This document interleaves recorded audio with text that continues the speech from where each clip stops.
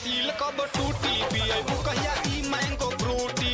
बोलो न सील कब टूटी पियबू कहिया ई मैंगो फ्रूटी।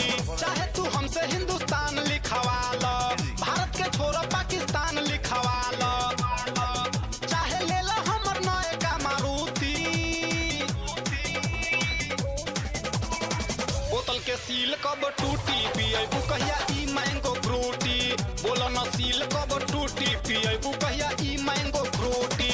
बोतल के सील कब टूटी बोला हो हमारे मैंगो फ्रूटी। बोतल के सील कब टूटी बोला हो हमारे मैंगो फ्रूटी।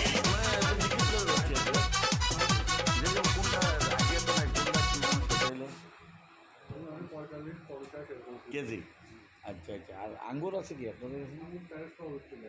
ওই 5 কেজির বক্স আসে না? আচ্ছা 10 কেজি কত পড়ে? 10 কেজি তাহলে 120 কেজির মতো পড়ে, তাই না? আচ্ছা না, আইডিয়া দেয় অনুমান করা আর কি। ঠিক আছে দাদা, থ্যাংক ইউ দাদা।